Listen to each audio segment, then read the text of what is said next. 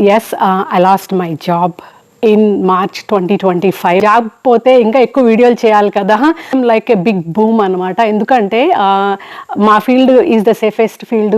నెలకు 2.5 లక్ష ఇంటి loan కడతామన్నమాట. The scary part వచ్చి what if other also lose the job. So ఖాళీగా ఉండాలి, జాబ్ లేదు అన్న ఫీలింగ్ కన్నా ఇన్ని ఖర్చులు ఎలాగా అంటే ఇప్పుడు తొందరగా జాబ్ వస్తే ఓకే.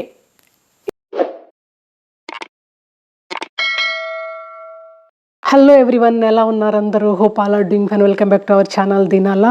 నా పేరు పద్మ. హలో ఎవ్రీవన్, ఎలా ఉన్నారు అందరూ? Hope all are doing fine. Welcome back to our channel దినాలా.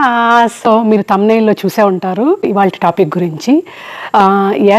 I lost my job in March 2025 అండి. అందుకే మన ఛానల్లో ఒక 2-3 నెలల దాకా వీడియోలు లేవన్నమాట. సంథింగ్ గోయింగ్ ఆన్, అందుకనే వీడియోలు పెట్టలేదు, స్లో అయ్యాయి అని చెప్పి. రీజన్ వచ్చి అదే అన్నమాట. I lost my job.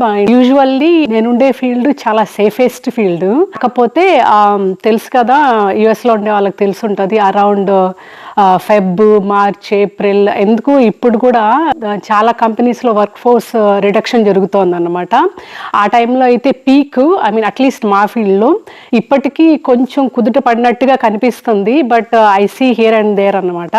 మీకు డౌట్ రావచ్చు, జాబ్ పోతే ఇంకా ఎక్కువ వీడియోలు చేయాలి కదా, సో దట్ యూట్యూబ్ నుంచి మనీ వస్తుంది కదా అని చెప్పి. But that's not the way అండి. For me it's the other way. ఎందుకంటే నా ప్రొఫెషన్, నా job is my primary source of income అన్నమాట. యూట్యూబ్ అన్నది it's a passion and also to be frank it's my second source of income కూడా. నాదేమంత పెద్ద channel ఏం కాదు సెకండ్ సోర్స్ ఆఫ్ ఇన్కమ్ అని చెప్పడానికి కూడా, బట్ జస్ట్ సేయింగ్ అనమాట. సో చాలా మంది చెప్పారు అంతే, ఎందుకంటే మా పిల్లలే చెప్పారు, so maybe this is the best time అమ్మా, ఫుల్ టైమ్ యూట్యూబర్గా మారిపోవచ్చు కదా అని. But I know that's not my cup of tea అనమాట. ఎందుకంటే ఫుల్ టైమ్ యూట్యూబర్గా మారిపోతే there might be, so channel click అవ్వచ్చు, క్లిక్ అవ్వకపోవచ్చు. సో అది కొంచెం అది కైండ్ ఆఫ్ రిస్కే కదండి. అది కాకుండా నేనైతే నా ప్రొఫెషన్ని మాత్రం వదులుకోదలుచుకోలేదు. ఎందుకంటే నా ఇన్ని ఇయర్స్ ఆఫ్ ఎడ్యుకేషన్ కానీ, నా స్కిల్స్ కానీ, ఎక్స్పర్టైజ్ కానీ అన్నీ ఇందులోనే ఉన్నాయన్నమాట. సో అందుకే I wanted to continue my job అనమాట. అది ఎట్టి పరిస్థితుల్లో వదిలే ఉద్దేశమే లేదు.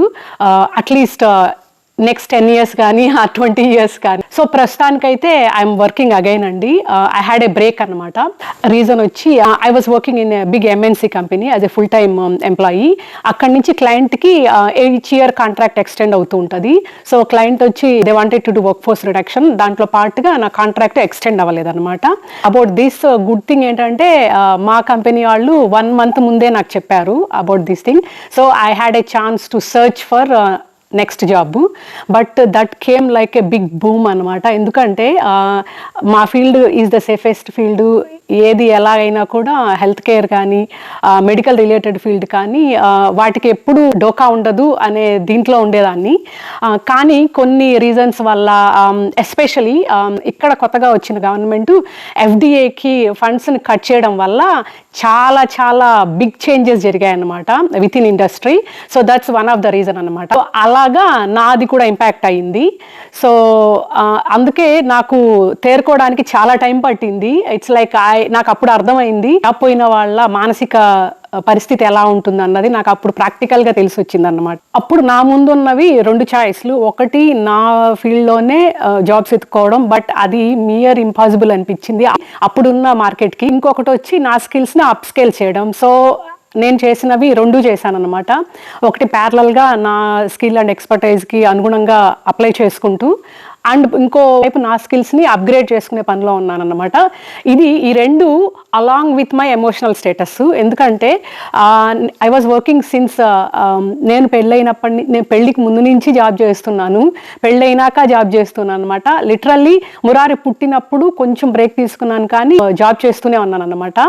సో అలాంటిది ఒక్కసారిగా ఖాళీ అయిపోతున్నాను అనే ఫీలింగే చాలా భయపెట్టింది. ఖాళీగా ఉంటే ఇంకా హ్యాపీనే కదా. I'm happy. నాకు అసలు హౌస్ వైఫ్గా ఉండడం కన్నా మహాభాగ్యం ఏముంటుంది చెప్పండి. నేను ఇంకా హ్యాపీగా ఉంటాను, ఇంట్లో పనులు చేసుకుంటూ రిలాక్స్ అవుతూ. హౌస్ వైఫ్కి మించిన జాబ్ ఏముంటుంది చెప్పండి? దట్స్ ద బెస్ట్ జాబ్ నన్ను అడిగితే. కాకపోతే ఇక్కడ యుఎస్లో హస్బెండ్ అండ్ వైఫ్ ఇద్దరు జాబ్ చేస్తే తప్ప కొన్ని నీడ్స్ని మీట్ అవ్వలేరు. ఎస్పెషలీ మేము ఇక్కడ కొత్త ఇల్లు తీసుకున్నాం అనమాట. జూన్ వస్తే 10 years అవుతుంది. దానికి మోర్టగేజ్ కట్టాలి. నెలకి $3,000 దాకా మోర్టగేజ్ కడుతున్నాం. అంటే $3,000+ దాకా మార్ట్గేజ్ కడుతున్నాం. అంటే నెలకు 2.5 లక్ష ఇంటి లోన్ కడతామన్నమాట నెలకి. అండ్ అది కాకుండా మా పాప కాలేజీలో ఉంది కదా, సో తనకి ఫీజులు ఉంటాయి. ఇక్కడ స్కూల్ అంతా ఫ్రీ ఉంటుంది కానీ కాలేజ్కి ఫీజు చాలా ఎక్కువ ఉంటుంది. కాలేజే కాకుండా ఈ ఇయరే తను ఒక అపార్ట్మెంట్ లీజుకి తీసుకునింది టుగెదర్ విత్ ఎ ఫ్రెండే. బట్ స్టిల్ ఎందుకంటే డామ్లో అలౌ చేయరు అనమాట, 3rd ఇయర్ నుంచి డామ్లో అలౌ చేయరు. సో అపార్ట్మెంట్ కంపల్సరీ తీసుకోవాలి. హర్షి కూడా వాళ్ళ ఫ్రెండ్తో కలిసి షేరింగ్ తీసుకుంది. ఇంటి రెంట్ తన పార్ట్కే దాదాపు $900 పడుతుంది అనమాట రెంట్కి. $900 అంటే 70,000 అండి నెలకి హర్షికి. ఇవి యూటిలిటీస్ ఏమీ కాకుండా, అంటే current charge, water charge, internet ఇవేం కాకుండా ఓన్లీ రెంట్ మాత్రమే $900 పడుతుంది. అంటే దాదాపు 72,000 ఇందాక నేను అన్నట్టు. 72,000 కంటే ఎక్కువ యాక్చువల్లీ. నేను $80 వేసుకుంటున్నాను, ఇప్పుడు 86 కదా. సో ఆ లెక్క ప్రకారం 75,000 దాకా పడుతుంది నెలకి, ఓన్లీ ఇంటి రెంట్ వరకే, కరెంట్ ఛార్జీ అవేవి కాకుండా. సో నేను చెప్పొచ్చేది ఏంటంటే మార్ట్గేజ్ కట్టాలి, అండ్ మాకు ఇక్కడ యూటిలిటీస్ ఉంటాయి, అండ్ హర్షి కాలేజ్ ఫీజు, హర్షికి లివింగ్ ఎక్స్పెన్సెస్ ఇవన్నీ ఉన్నప్పుడు ఇద్దరు జాబ్ చేస్తే తప్ప సరిపోదన్నమాట. అలాంటిది ఒకరి జాబ్ ఇంకొకరి జాబ్తోనే మేనేజ్ చేయాలంటే చాలా కష్టం ఇక్కడ. ద స్కేరీ పార్ట్ వచ్చి what if other also lose the job. So ఇప్పుడు నా జాబ్ పోయింది, మా ఆయన జాబ్ ఉంది కదా, గుడిలో మెల్ల అని మార్ట్గేజ్ కట్టచ్చు, అదర్ లివింగ్ ఎక్స్పెన్సెస్కి, అదర్ ఎక్స్పెన్సెస్ కూడా మేనేజ్ చేయొచ్చు అనుకోవచ్చు. కానీ ఇప్పుడున్న మార్కెట్లో మా ఆయనకు కూడా జాబ్ పోతే పరిస్థితి ఏంటి అన్నదే చాలా స్కేరీగా అనిపించింది. అఫ్ కోర్స్ అది అప్పటికే హైపోథెటికల్ సిచ్యువేషన్ అనుకోండి. ఫస్ట్ టైం నేను ఇంపాక్ట్ ఎక్స్పీరియన్స్ అయ్యాను జాబ్లో. అవడం నాకు ఖాళీగా ఉండాలి, జాబ్ లేదు అన్న ఫీలింగ్ కన్నా ఇన్ని ఖర్చులు ఎలాగా, అంటే ఇప్పుడు తొందరగా జాబ్ వస్తే ఓకే ఏం కాదు, అదే ఇప్పుడున్న మార్కెట్కి జాబ్ లేట్గా వస్తే ఎలా మేనేజ్ చేయడం అన్నదే ఫస్ట్, ఎలా మేనేజ్ చేయాలన్నదే చాలా స్కేరీగా ఉన్నింది. ఎందుకంటే జాబ్ వచ్చేది లేనిది మన చేతుల్లో లేదు. అఫ్ కోర్స్ మన ప్రయత్నం మనం చేయాలి, దానికి తగినట్టు దైవకృప ఉండాలి, అదృష్టం కూడా కలిసి రావాలి. ఇప్పుడు ఉండే మార్కెట్ని చూస్తుంటే నేను ఇప్పటికీ మర్చిపోలేను. మా మేనేజరు ఆయన చాలా మంచి ఆయన actually. So one fine day నేను మీటింగ్ షెడ్యూల్ చేశానంటే అప్పుడే అనిపించింది, లాస్ట్ వీకే కదా 1-on-1 అయింది, మళ్ళీ ఎందుకు అబ్బా షెడ్యూల్ చేశారని అనుకున్నాను. కానీ అసలు ఏ కోశాన డౌట్ రాలేదు నాకు. ఎందుకంటే చెప్పాను కదండి మనది చాలా సేఫెస్ట్ ఫీల్డ్ అని. సో మీటింగ్కి వెళ్ళినప్పుడు అప్పుడు చావు కబులు చల్లగా చెప్పారు. పాప తను చాలా మెతక మనిషి, ఇక్కడ ఆయన అనమాట మా మేనేజరు, చాలా మెతక మనిషి. తను నెమ్మదిగా మెత్తగా న్యూస్ చెప్పాడు అనమాట. ఇలా అని చెప్పి ఇది పర్ఫార్మెన్స్ బేస్డ్ కాదు, ఎందుకంటే పర్ఫార్మెన్స్ బేస్డ్ అంటే డిఫరెంట్గా ఉంటుంది. సో ఇది పర్ఫార్మెన్స్ బేస్డ్ కాదు, ఇది just client wanted to do workforce reduction. So next month నుంచి, అంటే ఫెబ్లో చెప్పారు నాకు, మార్చి నుంచి, March so date last date అని చెప్పి. హానెస్ట్గా నాకు ఒక్క నిమిషం అర్థం కాలేదు, బ్రెయిన్ బ్లాంక్ అయిపోయింది అసలు. I was like is it true అని. కానీ ఓట్ మీటింగ్ లో అవ్వలేదు, అండ్ సాడ్గా లేదు, అండ్ అట్లా సేమ్ టైం లోగా ఫీల్ అవ్వలేదు. నాకే అర్థం కాలేదు. ఐ మీన్ అప్పుడే కాదు, దాని తర్వాత కూడా ఈవెన్ నేను జాబ్ ట్రయల్స్ చేస్తున్నప్పుడు, ఇంటర్వ్యూస్ అప్పుడు నేను లో అవ్వలేదు, అట్ ద సేమ్ టైం సాడ్గా ఫీల్ అవ్వలేదు. కానీ కాన్ఫిడెన్స్ లూజ్ అయ్యాను కొన్ని ఇంటర్వ్యూస్ అప్పుడు. బాగా చేశానన్న ఇంటర్వ్యూస్ వర్క్ అవ్వనప్పుడు, అండ్ కొన్ని ఇంటర్వ్యూస్లో కాన్ఫిడెన్స్ లూజ్ అవుతున్నానేమో అనిపించింది.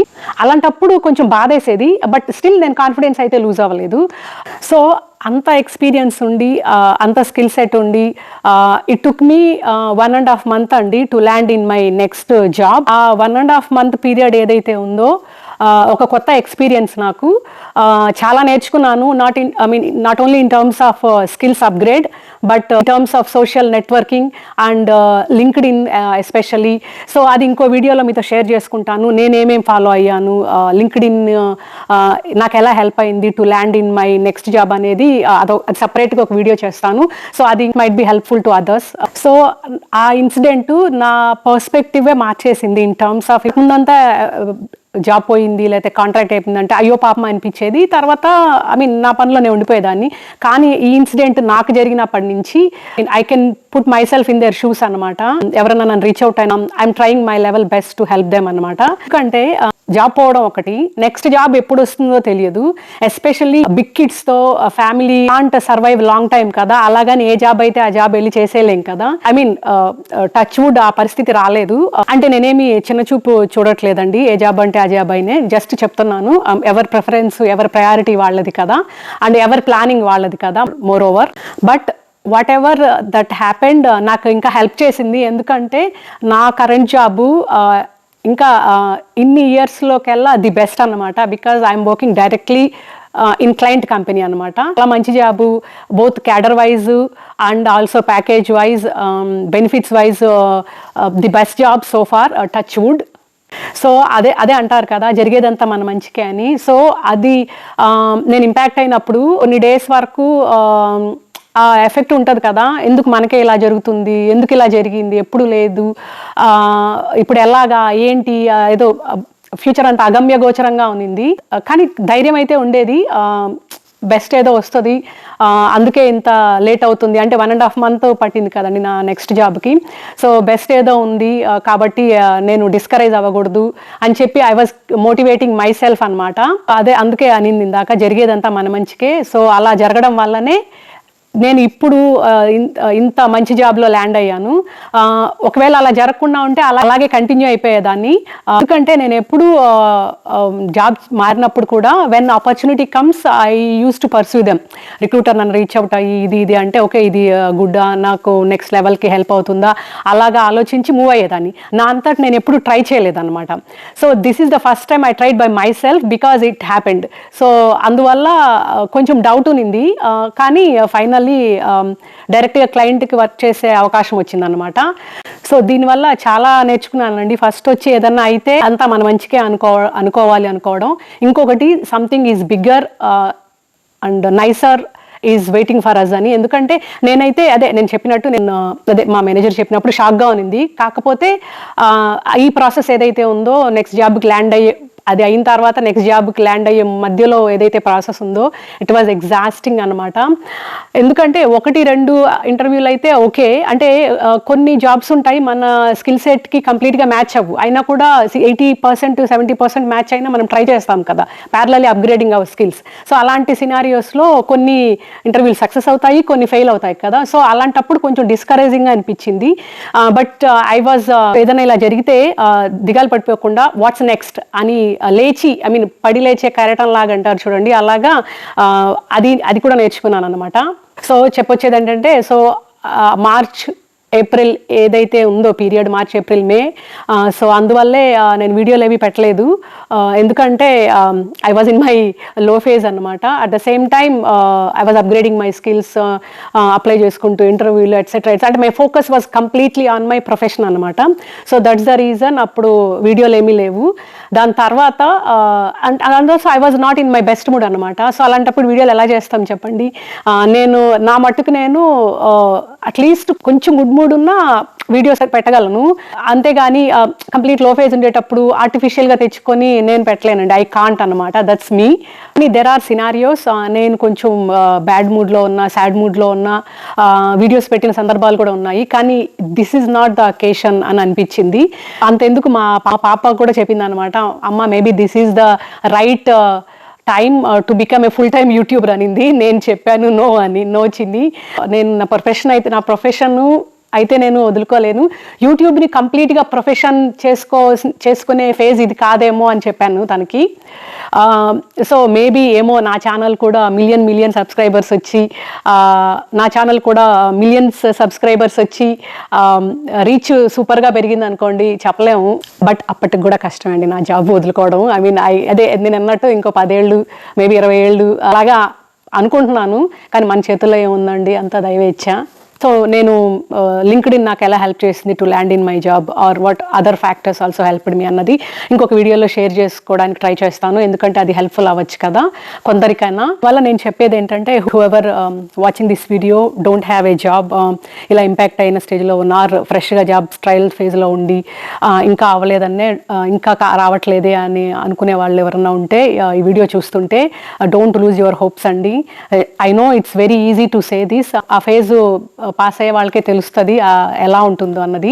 But still don't lose your hopes. ఎందుకంటే హోప్స్ లూజ్ అయ్యి, డిస్కరేజ్ అయ్యి, డిసప్పాయింట్ అయ్యి, డిమోటివేట్ అయితే ఇంకా ఏం చేయలేము. సో ఓన్లీ ఆప్షన్ వచ్చి to keep motivate your self అనమాట. దానికి ఏం చేయాలా అన్న యాక్షన్ ప్లాన్ను వేసుకోండి. అదొక్కటే హెల్ప్ అవుతుంది మనకి. And also patience, skills upgrade చేయడం, ఇవన్నీ ఎలాగో ఉన్నాయనుకోండి అపార్ట్ ఫ్రమ్ దట్. సో ఎవరైతే ఇలా జాబ్ లూజ్ అయ్యారో ప్రస్తుతానికి, ఆర్ జాబ్ ట్రయల్స్లో ఉన్నారో, వాళ్ళందరికీ బిగ్ ఆల్ ద బెస్ట్ అండి. మీకు తప్పకుండా జాబ్ వస్తుంది. సూన్ మీరు గుడ్ న్యూస్ వింటారు. సో అదే పాజిటివ్ థింకింగ్లో ఉండండి, డెఫినెట్గా అవుతుంది. That's all today video all about అండి. హోప్ మీకు ఈ వీడియో నచ్చింది అనుకుంటా. నచ్చితే don't forget to like the video, subscribe to the channel, let me know your feedback through comments. Thanks for watching. Take care. Bye.